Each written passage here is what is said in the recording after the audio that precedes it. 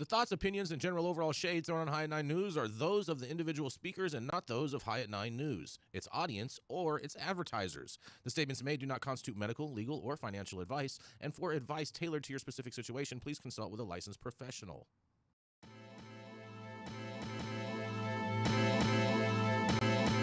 Welcome to the High at 9 News Hour, where you will hear from cannabis industry experts and professionals from around the country talk about important topics while shining light on global issues and discussing cannabis as it relates to politics, regulation and reform, data and technology, science, research and medicine, family and parenting, art, celebrities and entertainment, fitness, sports, mental health and wellness, and plant-based medicines and entheogenics. Together, we are building a stronger community, fighting the stigma and creating change. With your hosts, Jason Beck and Rico Lamitte, joined by special industry expert correspondents from around the country, and daily antics brought to you by Cannabis. Coming to you live every Monday through Friday at 9 a.m. Pacific Time and high noon on the East Coast. And thank you all for getting high at 9 with us.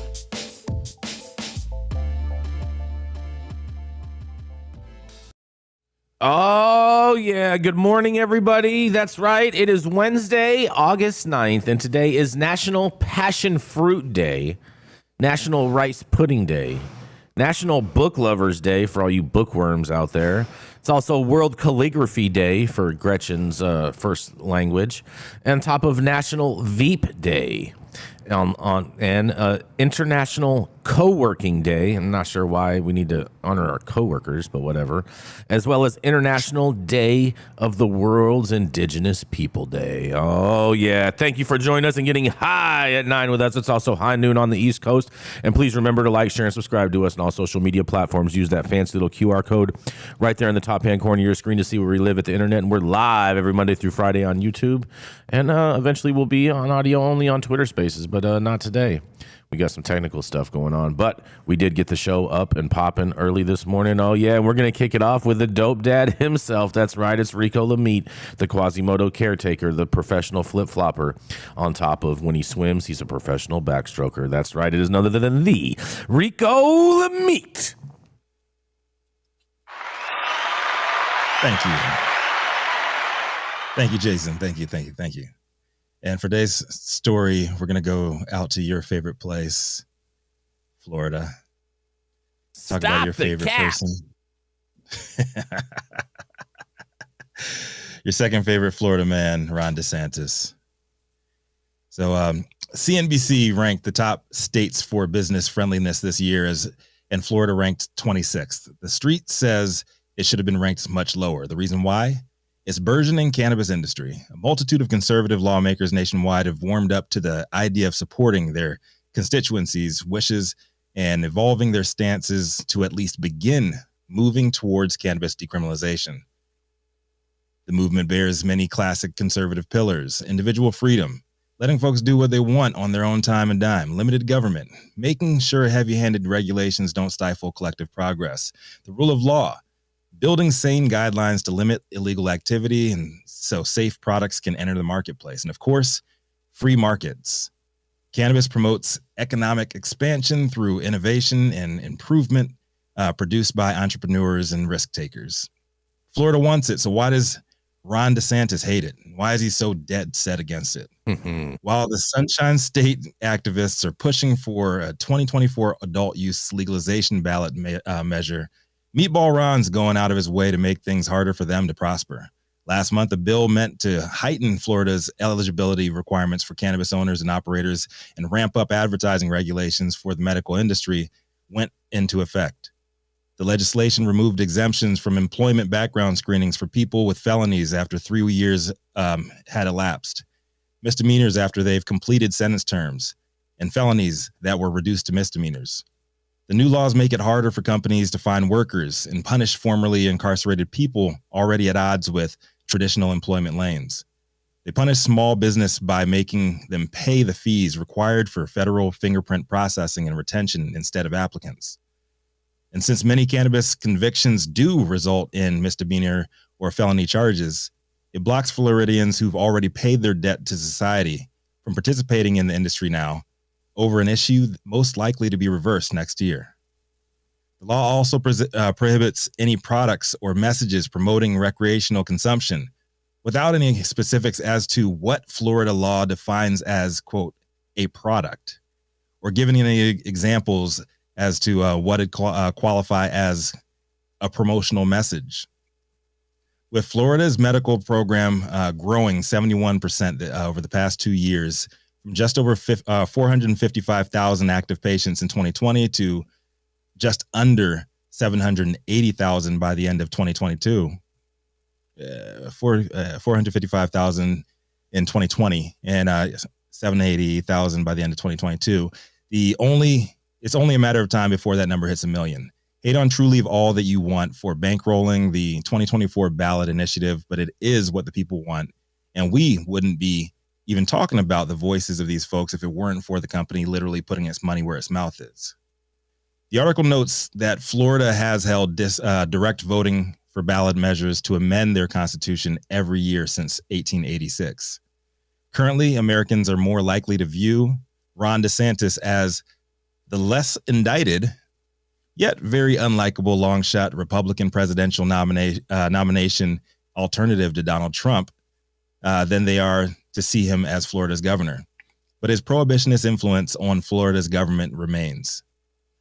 Against a majority wish to move in the opposite direction, the state's Supreme Court recently granted the state attorney general's request for more time to file a brief arguing to keep recreational legalization off the 2024 ballot. When he eventually loses either to Trump in the primary or Biden in the big stage, has Ron DeSantis, once heralded as amongst America's most popular governors, has he dug his own and probably his own party's graves, paving the way for a pro-cannabis blue Florida takeover in 2026? I don't know. Let's talk about it. I'm Rico Lamitte, the dopest dad on the street. What do y'all think about this one? Ron DeSantis, is he going to die on the hill that cannabis built? Could only be so lucky. No. Meatball Ron. I don't even like Meatball Ron, but his approval rating in Florida is ridiculous. So to think that he's going to be bumped out as governor by some lib just because of pot, that's crazy. Yeah, that's definitely not going to happen. I agree with that, Gretchen. There's no way you're going to take him out of the governor's seat. He makes a great governor, but he'll make a terrible president. I agree, but calling him a long shot, I don't know if I would. 100%. He's a way long shot. His campaign is sinking. It is like the Titanic right now. Okay, is all He's underwater. He's pulling a Jeb Bush. Yep. Very low energy. Likable guy, you know. People of Florida are not nearly as progressive as a good portion of the rest of the country. So no way that he's going to be able to last on any kind of platform outside of that state. And I don't, Florida, what are you thinking? I don't think a majority of the country is as progressive as you think, Manndie. There's no way anybody from California or Nevada would tolerate that guy. I disagree. I disagree with that one, but it's okay. But they like Trump. They like Trump in Florida. They love Trump in Donald Florida. Trump is not like Ron DeSantis. I can't count anybody out. Trump was elected at one point. And he will be again. Let's not get crazy. 100%. He'll be elected again. Oh, yeah. I don't think it's going to be Trump, and I don't think it's going to be Meatball Ron either. I think it's too soon to tell. Scott? And if you look at it, well, that ain't happening. Good luck with that one. If you look historically at front runners, especially front runners this far out, they are not the nominees. So I don't think Trump is in it for the long haul. I don't care what you say. Even if he's sitting in jail and pretending that he's still viable, the man is not going to be the nominee. He's going to win. He's going to be your next president, Gretchen. Dude, if the Republicans grow a pair and understand that a vote for Trump means a vote for Joe Biden, then they're going to get on the ball and dump his ass right quick. Ain't nobody going to vote for Joe Biden. Seriously, you guys, if Joe Biden could beat Trump. Joe Biden didn't beat Trump. Oh, dear Lord. Let's not even go there, Mr. I forgot. Is this high at 9 or conspiracy at 9? Hold on, let's dive into this a little bit. What are you talking about, Jason? Oh, you know exactly what I'm talking about, Luke. Just go with it. Yeah, I see what you guys are trying to bait me and different shit. You guys are just throwing all that power bait out there. Guess what? I'm only nibbling. I'm not biting. Smoking that appellation called delusion. Man, that appellation is the business, bro.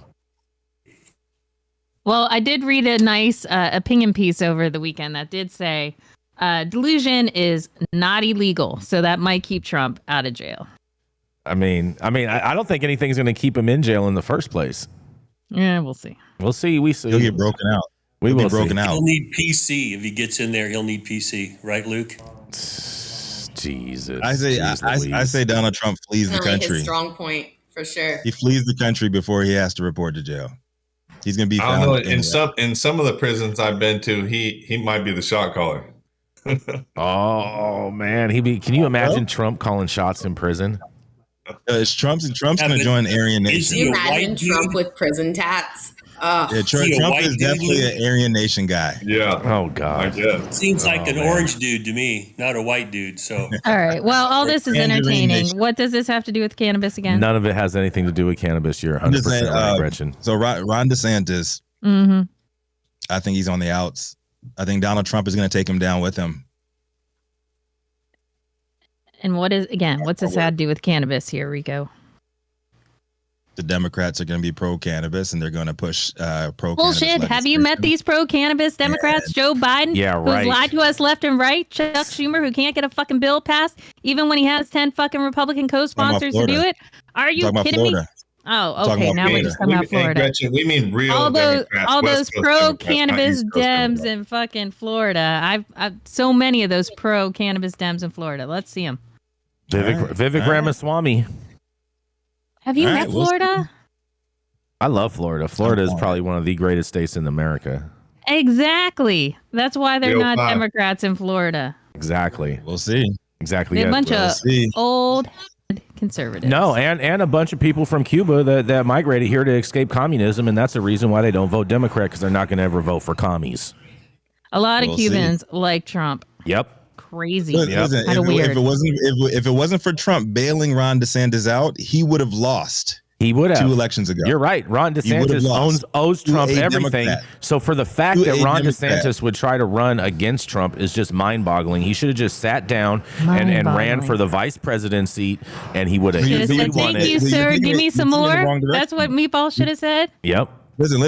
Trump daddy. Exactly. You're taking the wrong direction there. Like, what I'm saying is they almost voted for a Democrat over Ron DeSantis not too long ago. The pendulum can swing the other way. They did not almost vote for a Democrat, bro. There's a bunch of election fraud. Stop it. All those dead people voted. I feel like there's some T-shirt money in that. What Democrat are you talking about, Rico? I'm very confused. What He's election? He's talking about the one dude, the black guy that was running for governor. He did not even come close to winning. Trump endorsed him. Meatball Ron was done. Period. Well, he wasn't done in the polls. He killed it. He Andrew Gillum won re-election. Andrew Gillum didn't have a re-election. chance. I'm talking about his first election. So you're talking ancient history is what you're talking. You're not talking about present day politics. Ancient history? Okay, we're talking about the political spectrum right here. It goes both ways. The pendulum goes both ways. And I don't like Meatball Ron, but I'm not talking about some election from 6 fucking years ago. Let's get into reality here. I agree with Johnny Smash. He says, well, that's a soundbite. Yes, Trump daddy from Gretchen. That's the soundbite of the day right there. And with that, we're going to go to a commercial. We're going to be right back. TD. How's it going, guys? Saman Razani coming to you from Green Street here with Jason Beck, smoking on the best weed in the world. Did you know that we have an audio-only version of our podcast available on Apple, Google, Amazon, iHeartRadio, and Spotify? Tune in now and check it out.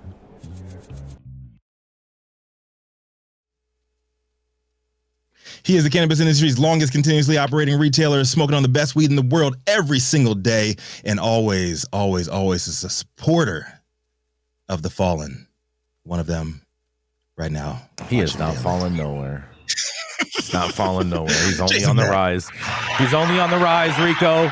You should look at all of the financial disclosures of all the money he's been raising in lieu of all of these indictments. It has nothing but done anything but to strengthen him. He's all about financial disclosures now, huh? Oh God, here we go. Stop it. Stop your madness. But you know what? It's interesting because my story has to do with about lobbying today. And it says marijuana industry spends millions lobbying as the shutdown threatens safe banking. What you think about that, Gretchen? They're threatening to shut down safe banking. The cannabis industry continues to spend millions of dollars on high-powered lobbyists to sway U.S. senators to pass marijuana reform. But those efforts could be thwarted this fall by a government shutdown that threatens to upend Congress legislative calendar. U.S. marijuana companies and trade groups spent more than $2.4 million lobbying the United States Senate in the first half of 2023, according to the most recent federal lobbying disclosure filings. That's less than $2.9 million spent on trying to woo the Senate over the second half of 2022, including the lame duck session when cannabis banking reform seemed totally able to get closed. They used some other word in here. I can't figure it out. Anyways. Still, this year's dollars have been funneled to influential lobbying firms stocked with Capitol Hill veterans, including a former Democratic Senate Majority Leader and a former top aide to President Joe Biden. While some companies have curbed spending or canceled contracts entirely given the economic and financial headwinds battering the industry, other firms have came to grips with the reality that a lobbying outlay is the cost of survival. Yet so far, the results have been frustratingly familiar. Popular, long sought-after reform measures, including guaranteed access to banking and more ambitious goals such as rescheduling, still remain just out of reach, if frustratingly close. As lawmakers head home to their districts for the August recess, Safe Banking Act's chances of passing in President Biden's first term remain alive for now. But the odds of passage will steadily dwindle without the passage of vital spending bills, according to Congress aides and Capitol Hill lobbyists. In a quote, as we get later in September, if that's not getting done, this could be a real problem, said one cannabis industry lobbyist who requested anonymity in order to speak freely. A government shutdown would suck all the air out of the room, he says. Congress's main concern after reconvening on September 5th will be to pass the necessary spending bills to avoid a government shutdown on October 1st. Triggered when Congress can't pass spending bills, a shutdown is a major disruption, yada, yada, yada.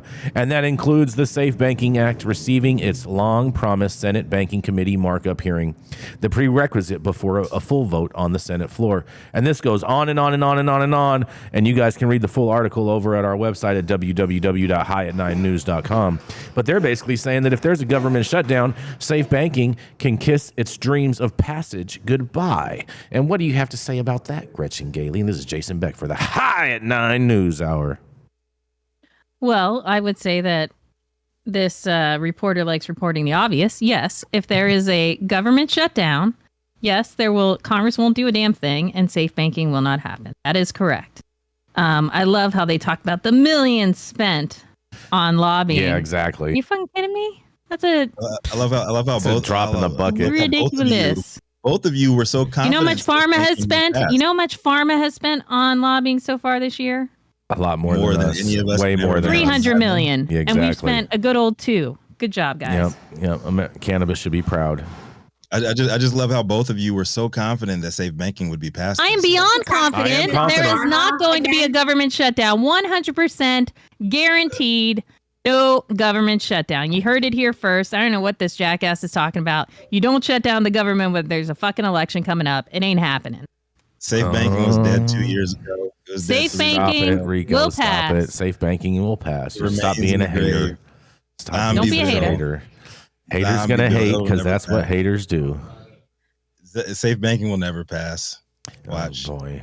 Oh, how much money you want to put on it, Rico? Yeah, how much you want to put on it, Rico? I'm good for it. I'll put a. Yeah, I think you should also be putting a time frame on this. No, I got you. What? $100 by the end of this year. Safe bank passings by the end of this year. Yes. By the end of this year, let's do it. Are we talking the Senate and the House? Yeah, both will pass it before the end of the year. Done. I'll put a blue face on it. You guys heard it here. Hold on. I think you guys should put 100 on the House passing it and 100 on the Senate passing it and $100 to Joe Biden, so for a total of $300. I think Jason Beck should shut his mouth until he starts paying his bets off. I paid all my bets off. I'm happy to do too. Ooh. Oh yeah, we got some action over here. Ooh. I will put a Benji on it. I'll put 100 on it. All right, 100. So you're gonna cheapskate on it. You're gonna cheapskate on her, huh? You're gonna cheapskate on her. Nah, I'm just saying. I'm putting 100. You're not that confident in yourself. Never more than 100 for me. You're not that confident in yourself, huh?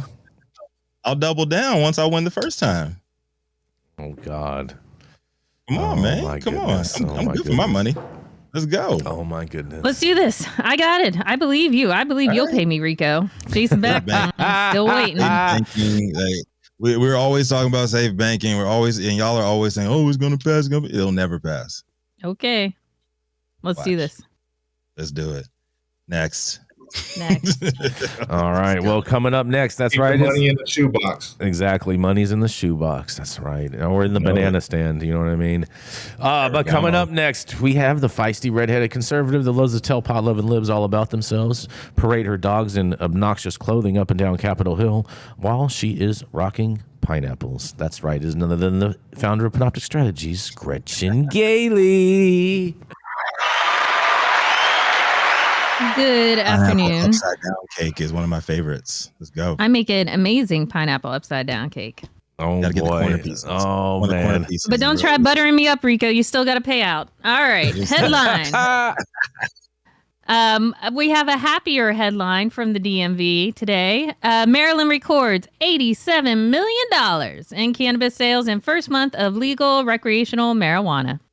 Cannabis revenue is sky high in the first full month of recreational marijuana sales, according to new data from the Maryland Cannabis Administration. The combination of medical and recreational cannabis sold in July was $87.43 million. That's double the amount from June, when medical cannabis was the only option. Recreational marijuana became legal in Maryland on July 1. They have different brands at different places, but the state of Maryland, they kind of have their own thing, said A.J. Hill, a recreational cannabis customer. You have options, said Cedric Awkward. That's a terrible last name. A recreational cannabis customer. Business is booming at Relief Shop, a dispensary in downtown Baltimore, where co-founder and CEO Connor Welton said they now have 80 employees. People love cannabis flower. Flower is king. Flower is queen. That's been the top seller. It's followed by vapes, so vaporized cannabis, and then you have edibles right there in the conversation, Welton said. In addition to walk-in customers, carryout is so popular that the Relief Shop created what they called a weed slide to keep the product moving quickly from the supply room to the carryout window. I think we are very happy with the new influx, and it's been smoother than people anticipated. The 11 News Eye team checked in with police across the region, seeking data on the number of people cited for driving under the influence of cannabis in July, and there were very few to report. Baltimore County police officers made 4 such arrests. Hartford County Sheriff deputies took 2 people into custody, and police in Baltimore City and Howard County reported only 1 arrest each. Authorities in Carroll County did not respond to the I-Team's inquiry. Anne Arundel County police do not track DUI cases by the substance. And despite the high sales for the first month, other states like Missouri are doing better. Curio, which cultivates, manufactures, and dispenses cannabis, told the I-Team that Maryland regulations limit advertising, product mixing, and service options for adults, which they said is hindering sales. In the meantime, the Relief Shop has come with some advice for first-time users. You always want to start low, go slow, titrate appropriate, and really evaluate how it impacts you. So, big, exciting news from Maryland. They're very happy with how things are going. I would attribute this to the state having a number of dispensaries, over 100 dispensaries ready to go on day one. And I would also attribute it to their only 9% tax on cannabis. This Gretchen for High at 9 News. I'm attributing this to the state of Virginia. Well, you're an idiot because Virginians don't go to Maryland no matter what. Yeah, they do. So. They go there to buy weed. No, they legally. don't. Yeah, they do. They don't. 100%. I swear to God. Yeah, they don't even like crossing the river into D.C. They're not going across D.C. do. and then to Maryland. You're nuts. They do all the time. I've sat in traffic going to Virginia. What are you talking about? There's tons of people going back and forth there all the time. No, absolutely not. Yes, Gretchen. Anyway, who has real insights? That's Maryland. I like how they said that there wasn't any like DUIs and all these, like you immediately go into like the negative policing law enforcement aspect of it, like, and say, hey, we didn't have anybody run over any kids in any cars today. So we had it was a good rollout. I feel like in Bodymore, they got a little bit more to worry about than weed. So I feel like weed is a good thing to introduce into Maryland. I've been hearing chatter about it for like the past 2 months of how good it was going over there. So it's cool to see the actual numbers of it. Go Maryland. I'm excited to see what their alcohol purchasing rates show in a couple of months. I'll be really interested to see that. I'd be interested to see the percentage of out-of-state buyers as opposed to Maryland residents, but you know what I mean? Gretchen thinks that that's just a farce, but Jason's right and Gretchen is wrong. Jason has never been right and Gretchen wrong. You're crazy. Hold on, was that a soundbite? Did you have a soundbite? Jason's right and Gretchen is wrong. Yes, that is an official. I would love to see these numbers, Jason. High and nine soundbite. Yes. Trust me, people do not cross the river. Gretchen, that's the influence of that weed he's smoking. Mm-hmm. That boop weed, that boop indoor weed. Yeah, right. Only the best weed in the world. Gretchen, get it right. I'm sorry. I say, yay, Maryland. It seems like someone is semi getting it right. I mean, Maryland has had a very rocky start with cannabis. I mean, they legalized quite a while ago, 2016. Did not have a governor that was on board. Faced a number of issues with social equity lawsuits in the beginning as well. So finally, they're getting something somewhere. It only took them 7 years.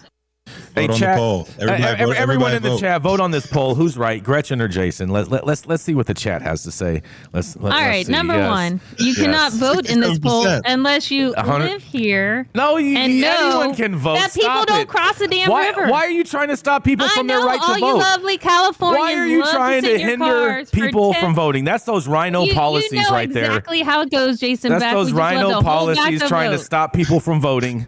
Stop it. Please. Let the people vote. Crazy. Let the people vote. Jeez. Why in God's name would anyone want to get on the Beltway and sit on the Beltway for 3 hours to go buy weed when they can buy it down on the corner from the guy they like? Trust me, they're not driving to Baltimore. I don't know. I'm winning in the polls right now. We barely go to Baltimore to get crabs. We're not going to Baltimore to get weed. I'm winning in the polls right now, Gretchen. That's all I know. You're nuts. All you polls. people, all you trolls out there, I'm going to say it, you're nuts too. And you're just big Jason Beck lovers. Jason's Try and sleep with yourselves at night. You win this, Gretchen. Let's hold out now. We got to wait for the final count. Gretchen is not going to win this. Jason's right and Gretchen is wrong. And all right, can we all agree on one? Jason's an idiot. Can I get a raise of hands from my fellow correspondents? Yeah, I bet. I know. I'm just such an idiot. Yeah. Oh, Let's makes start you feel, with the hair. Makes her feel good on side. Makes her feel good inside. You know what I mean? Trolls on polls. Yeah, trolls on the polls. Yeah, make sure you go in. Make sure your voice is heard. I know Gretchen wants to stop the vote, but I'm here to make sure that the people have to vote. That Republican vote. She's a rhino. Pence fan. She's a rhino. No, she's a what's his name? What's his name from Utah? Judas Pence. Who? The guy from Utah. Which one? Corporations are people. You know that guy. Romney? Yeah, Mitt Romney. There you go. You're a Romney girl. Yes, I am a Romney supporter right there on the wall. If you can't see it, I did work for the Romney campaign, full disclosure. He is a much better American than Donald Trump any fucking day. I don't care if he has an elevator in his house and a dancing horse. I think all Americans should have an elevator in their house. Gretchen, were you one of the women in Mitt Romney's binder? Yes, I was in a binder, and I was not offended. No one tried to grab my pussy. Oh, man. Stop it. You know, we're going to go to a commercial. We're going to be right back. Whoa. The Control Tower from Highly Educated has perfected the dab. Utilizing the concept of thin film evaporation, you can waste none of it and taste all of it. The micro texture of the SE pillar increases nucleation at elevated temperatures. And with the tower propelling at 2,600 RPMs, it's certainly the most efficient dab experience to date. The Control Tower from Highly Educated. All right, stop whatever you're doing. Make sure you hit that like button. It's a free thing you can do for us. It helps our algorithm with YouTube and everything, so we'd appreciate it. If you're watching, you hit that like button. We'd appreciate that. Also, make sure that you're subscribed to the channel if you haven't already subscribed. And, of course, make sure you check out our website, www.highat9news.com, where you can find all of these stories. Read them, check them out, share them with your friends, comment on them even. And, of course, you can sign up for our newsletter. Make sure you share this with your friends because we believe that organic growth is the best growth.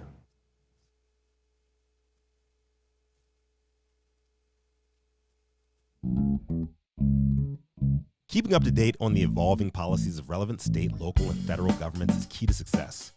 When the future of your business is at stake, you need representation as dedicated as you are. With a maze of laws and regulations surrounding cannabis, hemp, and psychedelics, knowing where to begin can be a challenge. Good thing the law offices of Omar Figueroa features a skilled, highly focused team ready to guide you through it all. They're accepting new clients in California and New York. So make sure you check them out at info@omarfigueroa.com.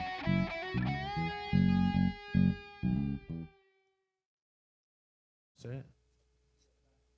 He is a 36-year practicing attorney, founding partner at Armada Law Corp, and he informed us this morning that he is heading into retirement. Y'all give it up today for my man, the most comfortable lazy boy on the show, Uncle Dale Schafer. Morning for all those on the West Coast, and good afternoon to you, Gretchen. This this story has some arbitration to it. I know that bores the shit out of you, so bear with me for a minute, because this comes out of Law 360. Arbitration ordered in pot contract despite illegal provision. When I sent this over, I hadn't read the full order from the court. So when I read this last night, I thought, oh shit, this is what happens to equity, social equity applicants, local preference applicants, when they get bent over and you hear the zipper come down behind you. We have a guy here. His name was Brandon Shabunka. And apparently he died at age 35, so he wasn't in the greatest of health. He qualified as a Tier 1 social equity applicant in Los Angeles. And he was approached by people who had some money. Now, I can tell you, I've represented some people with local preference and social equity, and this is what happens. Somebody with money comes at them and wants to use their status as a local equity person to get at their control of a business. So what happened is they put in front of him an exclusivity agreement, which restricted his ability to move his interest in this company around. And they set an LLC up that was going to hold the license, and he was given an operating agreement to sign, and the amended operating agreement restricted his right to transfer his interest to dissolve the company. And then they went further on down the line to set up a management agreement. Now, these are pretty standard in the industry. If you don't know what you're doing, you bring somebody in who can manage your company. So they have one of those. It also had some restrictions in it on what he could do. Now, the social equity rules in LA said that you have to have an unrestricted 51% ownership in the company. And clearly, there were some problems with the restriction on this guy's ownership.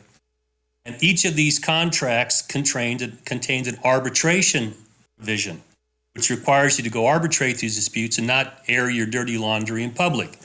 Well, we've seen some of the dirty laundry here because this guy died in the middle of all this, and his executor came in, and she's contending that all these contracts that have arbitration provisions are illegal and therefore should be null and void, and you can't enforce arbitration against us. The court agreed that several of them were illegal because they restricted this guy's right to have unfettered use of his 51% interest. There were, right of first refusals. There were restrictions on dissolving or transferring interest without the other party's consent. These were all illegal. Okay, so the court refused to enforce any arbitration agreements out of them. But they found that the management agreement was at its core not violative of the local rules, because that was not the heart of the contract. That can be severed out, and they're going to enforce arbitration against this guy and his estate, basically, against all these parties. Now, I have been part of negotiating these for local people. I have got people money to come in to be a straw man, basically. And once the license can be sold, they're going to cash out. Nobody complains because they knew it was a deal going in. I've also seen people come in that were effectively boxed into a corner, and they had to stand there and do nothing and say nothing. And they had no rights to the long-term value of these companies because these agreements restrict their ability to transfer, restrict their ability to control these businesses. What I call it in the industry is dimes versus dollars. These big money interests are willing to give you some dimes for a while, but you don't get to share in the long-term dollars. And that's what we've got here. These people have to go to arbitration now.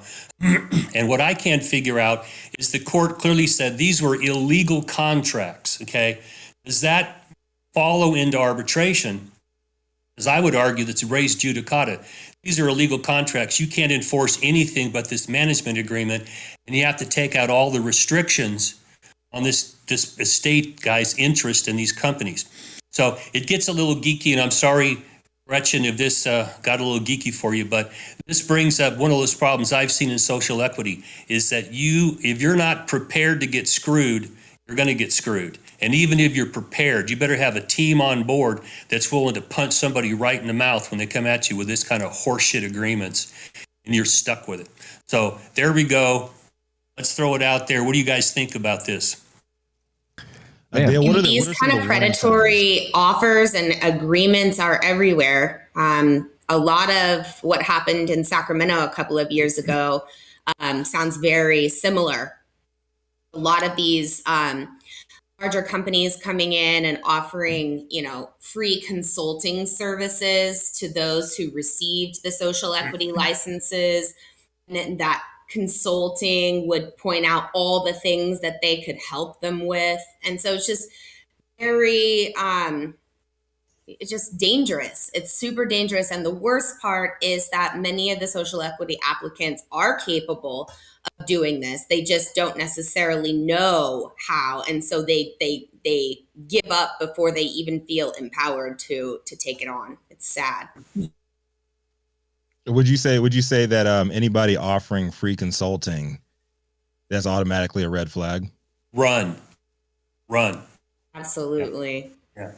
And my experience is that people with money are looking for a way to get in the industry, and they're looking for social equity applicants. These companies require high 6, low 7 figures worth of dollars.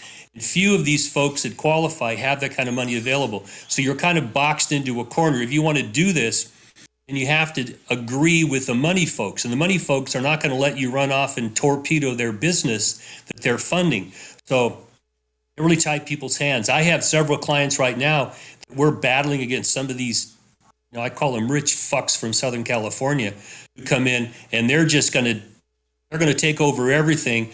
And these social equity people are basically a straw person. It's just they're holding a position until they can be kicked out. So be very cautious of these folks. I would say this too, because in these cases, you see this all the time, is people, please read these contracts before you sign them. And if you don't understand them, get an attorney and have them look at it. People are available. It doesn't cost a tremendous amount of money to have somebody review a contract. If you sign a contract and you sign away your business, it is very hard for people like Dale to get it back after you've lost it. So at the beginning, do your due diligence. The weed business is weed and business. You have to know both of them. You can't just be like, yo, I love weed, so I'm going to make a whole bunch of money in weed. Like, there's a whole business side of it that you have to learn. You have to understand. It's a corporate nature of the beast. If you don't understand the nature of the beast, you will get swallowed up. It's a trap. Don't be afraid of going out and meeting with several attorneys. Most law offices will do a very affordable consultation with you. Oftentimes it could be for free. Go out, explain what you're trying to do, explain why you need this appointment. 9 times out of 10, someone in the industry is going to be willing to help you from a legal standpoint, at least for a 1-hour meeting. And I would say, I mean, just old school, if it sounds too good to be true, probably is. No one out there is going to do you any favors business-wise. They might pretend to be your best friend, but they ain't. Well, I had a local social equity in Sacramento get approached by a SPAC. I'm not going to say who they were. They had a big name out in front of them. And it turned out that same thing. When they were bent over and heard the zipper coming down, they called me. Mm-hmm. So we had a few discussions with this company, and I finally got right to the top. And it turns out they'll admit that, well, if it's not good for our business, we're not going to do it. Okay, well, that tells me you better make sure that you got someone protecting your ass, because the other side is not looking out for your ass. They're looking out for their own ass and their own shareholders, and they're looking to make money off of you. And if you understand it, it's arm's length, great. I don't want to hear you cry that I don't understand this because it was explained to you, you signed your name to it. Too bad, so sad. It's like regret sex. Too bad, man. You should have been better at this starting. But if you don't get these protections in place, and you are going to get screwed, and there's not a lot you can do. And I'm not in favor of snitching people out. So that becomes a real problem in these local jurisdictions. If you were to take all these contracts to some of these local cannabis czars, it would torture stuff in a heartbeat. But then you're a rat, you're a snitch. Okay. Now, if they're going to sue you, all bets are off. I'll poke you in the eye, kick you in the nuts. We'll tear everything we have to apart on you. But before litigation, I'm reluctant to be the rat that goes and turns people in. I'll get right in your face. I'll punch you right in the nose. If that's how you want to play this. But if you're not being aggressive about this and thinking you're just going to get through this and ride the boat, you are going to get screwed every 6 ways but Sunday. And I think it's important for people to remember there's nothing wrong with staying in your lane. I'm not an attorney. I can't do math. So I have a wonderful attorney and finance guy, accountant who takes care of my taxes, does all that shit. I run my side of the business and they actually keep me in business. I trust them. These are people I know. There is nothing wrong with paying people to do what you can't do. It's not suggesting that you are less of a businessman or don't know how to do shit. That was my biggest fear getting into business for myself. I was like, I don't know how to do this. And the best advice I got was, you can pay someone to do that shit. I was like, oh, all right, sweet. And you know what? That actually ties right in with our super chat from Suitor of Music. Oh, yeah. Thank you, Malik, for the super chat. Yeah. He says, I'm stupid, but I know I'm stupid, and that almost makes me smart. Yes. Well, yes, when people come to me, what I do is I take a global view of their business. Okay. I bring an accountant in who specializes in 280E.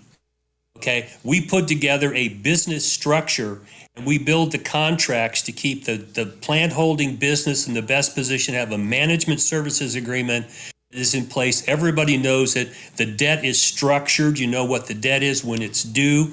And you look for the control group. And I've gone so far as to get psychological help for these control groups, because people that are slinging weed in the industry, they don't know that if you're going to have a board meeting, you can have a fist fight in the board meeting. You guys have to run this like it's a business. Sometimes you just can't. The biggest problems I see are these control groups are just fucking nuts. They're running a corporation. They're running 4 different ways from the middle, and no one can agree on anything. So the damn thing goes down the drain. So I try to get these things structured so the people who own it have an idea of how it's supposed to run, and then put people in places that can actually run it, and you can monitor it, and don't just walk away and think it's going to be okay. This is weed. People will lie to you. They'll steal from you. They'll do crazy shit to you in this industry. You need a team, man. You need a team. The right people in the right places. You don't see Draymond Green pulling up at half court for 3-pointers, do you? Oh, no. He'll pass. His role is to kick people in the balls. Oh boy. Oh boy. And with that, we're gonna roll right into our next correspondent. That's right. It is Miss Manndie Tingler. She's a mom. She's an edibles judge for the Emerald Cup, on top of living an executive lifestyle, who wants to show the world how an executive lifestyle, motherhood, and operating in cannabis can all go hand in hand. That's right. It's none other than the Manndie Tingler. Good morning, everybody. Today, my article comes from the Tampa Bay Times. Headline reads, "Years after Joe Redner's fight, voters could decide on growing marijuana at home." Mariah Barnhart is exhausted, but the Tampa Bay mom keeps going. She's caring for her 12-year-old daughter, Dahlia, who uses a specific strain of cannabis without psychoactive properties to treat her rare and debilitating form of brain cancer. Barnhart wants to grow that strain of cannabis at her home rather than to rely on dispensaries, and she's not the only one. 18 states allow growing marijuana at home, 16 of which also allow recreational use. Florida, though, isn't one of them. So she's leading the charge to change the law. Barnhart's fight may call to mind the saga of Joe Redner, the strip club king of Tampa, who tried and failed to win a personal right to grow marijuana at home to treat his stage 4 lung cancer. Friends of Redner maintain that the state constitution already allows patients to grow their own cannabis. Florida appeals court dismissed that logic. Barnhart said that Redner's court case only went so far. If he won the case, it would be only for him and him alone, she said. But she added, Redner educated the public on home grow. Barnhart is spearheading a petition that could allow Florida voters to decide next year whether all qualifying medical patients can grow their own cannabis at home. About 200 dispensaries around the state have agreed to display copies of that petition, possibly starting this month, Barnhart said. Some of those dispensaries are owned by 2 top medical marijuana companies in Florida. I bet you guys can't guess who they are. Yes, you're right. It is Trulieve and Straterra, which have publicly endorsed the idea. The major dispensaries have yet to support Barnhart's campaign with big dollar donations. Barnhart said that her daughter is the prototype of a medical patient looking to grow marijuana at home, someone who uses a specific strain under the advice of a doctor. Parents with sick kids often feel like they don't have any option but to break the law and grow at home, she said. Barnhart said she's motivated to help others besides her and her daughter Dahlia. In 2020, Barnhart helped launch the cannabis advocacy group Women's Initiative for a Safe and Equitable Florida. 2 years later, she registered a political action committee, Wise and Free Florida, dedicated to getting home grow on the 2024 ballot. As this article goes on to discuss the different ways that businesses will benefit from the change in this law, but all of that aside, I'm far more concerned with the rights that people get access and have the ability to grow at home. This is Manndie Tingler from Sacramento, California, coming at you live on the High at 9 News. What do you all think about Florida and this home grow initiative in 2024? I love the fact that Floridians could vote on the fact of whether or not they could have home grow. I think that would help a lot, and it would help them actually pass adult use too if that was a separate issue. You think so? It says that she needs 100%. to collect like 900,000 signatures, and she's well on her way for that. Define well on her way. Define well on her way. In a number. Sure, hang on one sec. Let me go back to it. How many nightclubs did she have to stand outside of for that, Gretchen? It doesn't specify. It doesn't specify how many signatures that she's got so far. well on her way could mean she just started getting signatures. Big concern is, of course, financing. It's really interesting because think about the folks that are dominating the cultivation out there, right?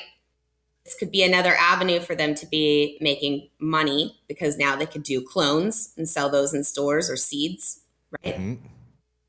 Mm-hmm. I'm all for home grow. I feel anyone that's lobbying against home grow is just really out of touch with reality, and is basically a prohibitionist in my mind. That home grow does not hamper the sales of the retail market. That is just ridiculous that people assume. No. Yeah, I'll actually take that a step further. I'll actually say that it enhances the sales on the retail market because and hear me out on this, is when someone grows a cannabis plant, they become now like more of a cannabis connoisseur. They're telling other people about cannabis. They're like, everybody, you can go back and talk to any grower and they will tell you when they grew their first plant, how excited they were. And it like morphs and has like a ripple and butterfly effect that continues to like go around the people around you. So I hate to give up game to the prohibitionists like that, but if you let people grow plants. They fall in love with this plant, and they continue to tell people and scream from the rooftops how much they love this plant. It grows the market. It's a better thing. So home grow all the way. I like to see the initiative process being used, because these state legislatures and our Congress are so fucked up they can't find their ass with both hands. So if you take this to the voters, and especially if you make it an amendment to the Constitution that gives people these rights, you don't have to go to court to fight about them. The state has to justify why they're interfering with your rights. And home grow, as Luke said, it gets you vested in this industry. Okay, and it gets you excited, and it will have you pay attention to things that maybe you can't grow, that you can go to these dispensaries and get. And we haven't yet tapped the real sick people. I mean, people my age and older, we all got something that we could smoke some weed over. And we got to get that introduced to the world out there. And I'm not, don't take this the wrong way, I'm not opposed to any of this. Love home grow should be out there. But for this chick to succeed, she's got to be very buttoned up. Because while she's doing this through a ballot initiative, she still needs money, a shit ton of money, especially in Florida, to get the word out, to get people to come out and vote for it. And don't forget, in Florida, you need a supermajority. It ain't 51% of the vote that's going to win this. You need 60. Yep, 60. So, 60 for a constitutional amendment. You know, it's really important, too, to discuss the need for specific medicine, too. It's not just access. Not all cannabis cultivars are the same. They don't all respond the same. And so, like this mother is saying, her daughter has a really specific genetic that she uses. And that is not always accessible. You can't guarantee that every time you need to restock on your product that you're going to go down to the dispensary and they're going to have that exact same one. You can't guarantee that. Don't know what inventory is going to be like. You don't know what the farmer who usually grows your crop is deciding to grow this time around, or whether that particular crop made it all the way through and was harvestable and able to be made into product. There's a lot of bumps in the road that get in the way. And when you find that one cultivar, that one genetic that really works for you, being able to grow it for yourself is bullshit. And I'll add at the very end, all the children that suffer from these ailments that cannabis helps, my prayers and thoughts go out to you guys and to your families. And if I was in that position and I knew cannabis worked for my child, I don't care what the laws were. I'm growing that strand or that cultivar. I'm giving it to my child. And if I have to do a day in jail behind that, I'll do it happily. Amen. For years, right, Yep. Luke? Yeah, we all took that when it came to our families. It's like, fuck you. People need this. We're going to do what we need to, because they're not making this up. And Ollie and I had tons of kids that we were trying to figure out how to help. And for the most part, society leaves these kids alone. But any place where you're going after parents or family members trying to take care of a loved one who is sick and this is benefiting them and the doctor's involved, why in the hell should you be worried about having to go to prison or even being arrested? It's just, that's got to come to an end. I mean, I did 5 years, and I was just trying to help people. And they've manufactured, and Luke, same thing. You got a 10 stretch or a 10 piece. And we're trying to help people, and we're made out to be the bad guys. It's just, it's not right. There you go. Amen. Man. Good one, Manndie. Jason, we got another commercial. We're just rolling. We're rolling. Let's do it. So bringing us home once again, it is the author, activist, entrepreneur, OG, trailblazer, justice, ambassador, and most importantly, fellow dope girl dad. Y'all give it up for Luke Scarmazzo. Yes, yes. So everybody knows in Northern California, we love a good guerrilla grow, a good outdoor grow, where you got to take a couple backpacks and pack your clones with you and some water and go find a nice clearing up in the forest and boom out like, I don't know, 40 or 50,000 plants. So today's top article comes from KTLA. It's over 68 million worth of illegal cannabis seized in California. Over 68 million illegal cannabis was seized in California by authorities during a recent crackdown. The operation targeted the illicit cannabis market, where 24 search warrants were served in multiple locations from July 11th through the 13th, according to the California Department of Fish and Wildlife. Unlicensed commercial cannabis cultivation sites were discovered in Whitney Creek, Harry Crash, and Shasta Vista areas of Siskiyou County in Northern California. Agents involved in the operation were part of the state's Unified Cannabis Enforcement Task Force. During the crackdown, authorities seized over 67,000 illegal cannabis plants, over 8,000 pounds of illegal processed cannabis worth $68.5 million, and a dozen firearms confiscated. The illegal cultivation sites were associated with suspected environmental violations, including the unlawful use of pesticides, other toxic chemicals, and things of the nature, authorities said. These dangerous chemicals not only degrade California's natural resources, but they also endanger workers that are exposed to them, officials said. The Unified Cannabis Enforcement Task Force was created in 2022 and includes more than 24 local, state, and federal partners working to, quote, disrupt the illegal cannabis market. During Q2 period of the April through June 2023, over $109 million in illegal cannabis was seized from California by California authorities, which marked a 104% increase over Q1. California is taking immediate and aggressive actions to stop illegal cannabis and strengthen the burgeoning legal market throughout the state, said Governor Gavin Newsom. By shutting down these illegal grows and applying serious consequences to the offenders, we are working to curtail the criminal organizations that are undercutting the regulated cannabis market in California. So there's a lot there. People still growing illegally. I will tell Governor Newsom this. If you want to help the regulated cannabis market in California, stop taxing everybody. Stop taxing everybody a second time and sometimes a third time. That will help that will help evaporate the illegal market, bring more people from the traditional market into the legal market. You'll have more tax dollars. Yeah. What do my fellow correspondents think about this one? This is pissing up a rope, and they've been doing it for how long now, Luke? Before 2018, normal estimated 25,000 grows in the state.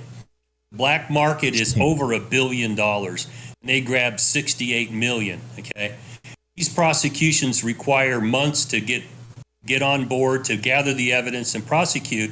If your county has a couple thousand grows, and from May till October you take out 100 of them.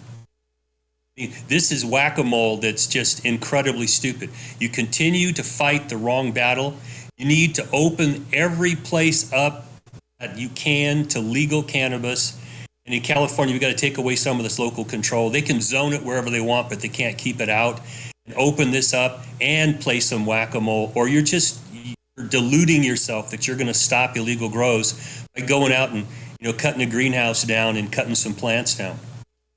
It's just stupid. Agreed. Stop it's a these waste of money, and it's just an excuse to say that they're doing something.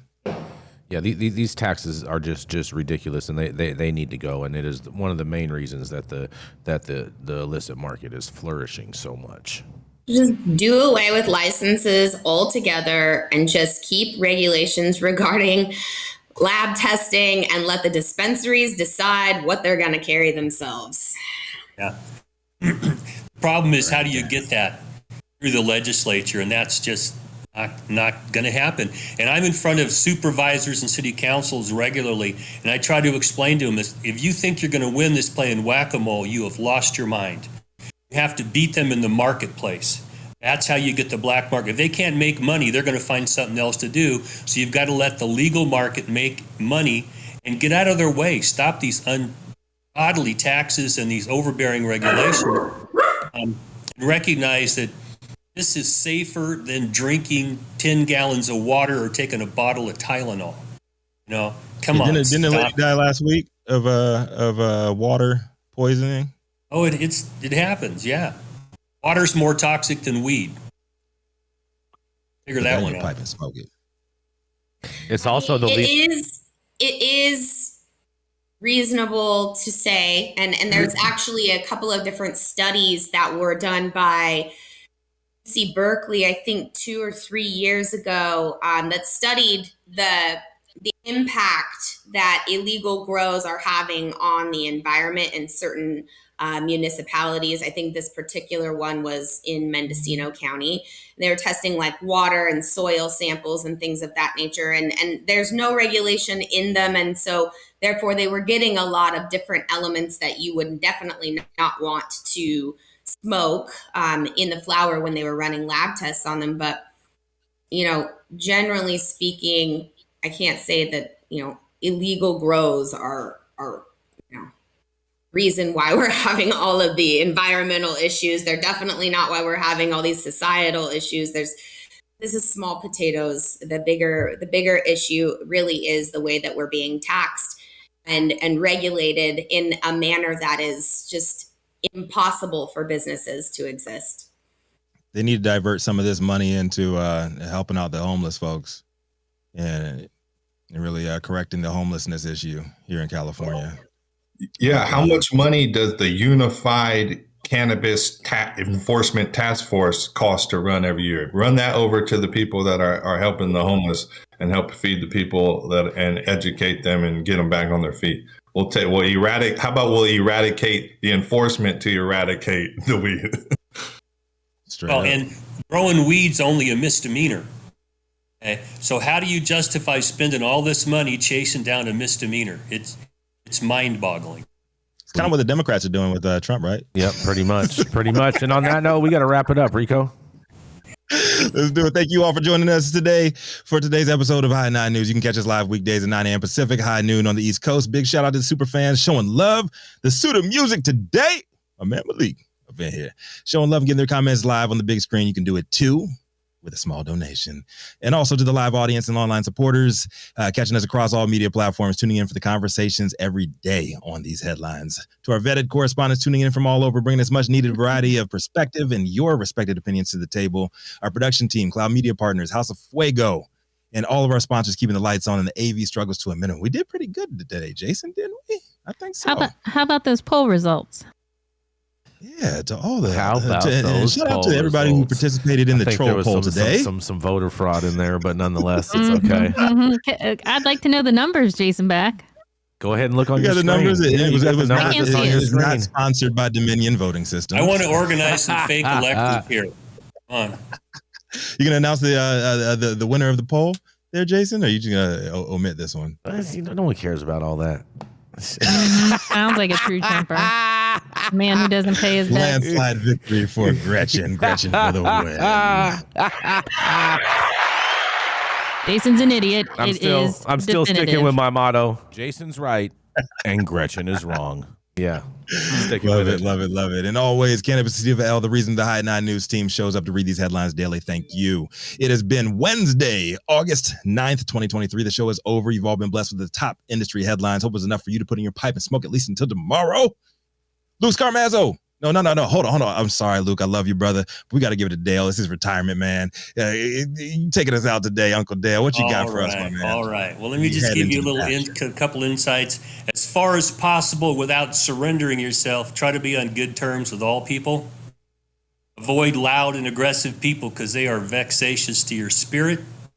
And don't compare yourself to others because you'll become vain or bitter because you're always going to find people that are better or lesser than yourself. So go out there, strive to be happy, and Florida, get that initiative on there so we can home grow. There you go.